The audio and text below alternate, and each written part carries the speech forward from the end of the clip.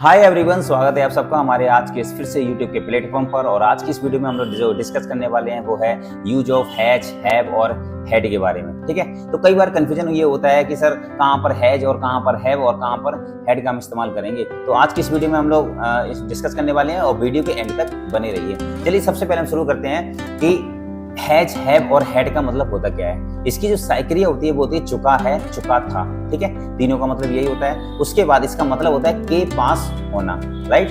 तो सबसे पहले हम लोग देखते हैं यूज ऑफ हैव के बारे में। देखो हैव का मतलब क्या होता है, मैंने आपको बताया था कि हैव का मतलब होता है के पास होना या फिर चुका है। ठीक है, और ये हैव जो है वो आई, वी, यू, दे के साथ इस्तेमाल होता है, plus I, we, you, they plus plural subject के साथ हम हैव का इस्तेमाल करते हैं।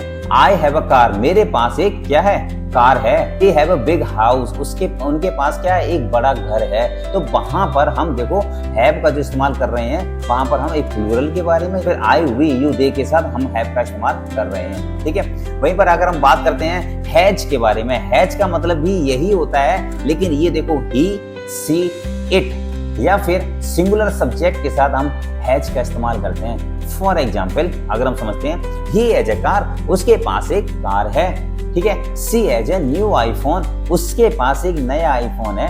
क्लियर है। वहीं पर अगर मैं बात करूं the dog has a won, कुत्ते के पास एक हड्डी है।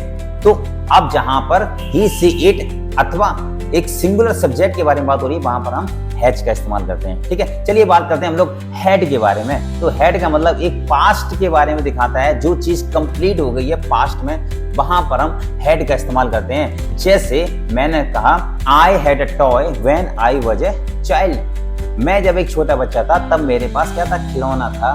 ठीक है, तो मैं जब एक छोटा बच्चा था तब था ना, अभी तो नहीं है ना, मतलब तब था जब मैं छोटा था। तो पास्ट के बारे में बात हो रही है, वहां पर हम हैड का इस्तेमाल करेंगे। Is that clear. वहीं पर मैंने कहा she had a headache yesterday, मतलब कल उसके सर में दर्द था, हेडेक था।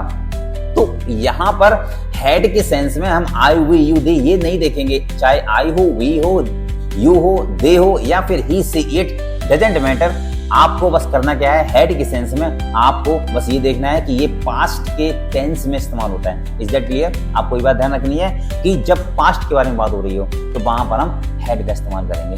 ठीक है, तो सबसे बड़ी बात हमने आज की सीखी है कि आई, वी, यू, दे अगर प्रेजेंट में है तो हैव का इस्तेमाल करेंगे, और ही, सी, इट अगर प्रेजेंट में है तो हैज का इस्तेमाल करेंगे। और हैड हम दोनों के सेंस में करेंगे, चाहे आई, वी, यू, दे हो या फिर ही, सी, इट हो, वहां पर दोनों जगह में भी हम क्या करेंगे, हैड का इस्तेमाल करेंगे। ठीक है, आशा करता हूँ कि आज का जो कॉन्सेप्ट है वो आपको समझ में आया होगा फिर हमारे साथ। और हाँ, इंग्लिश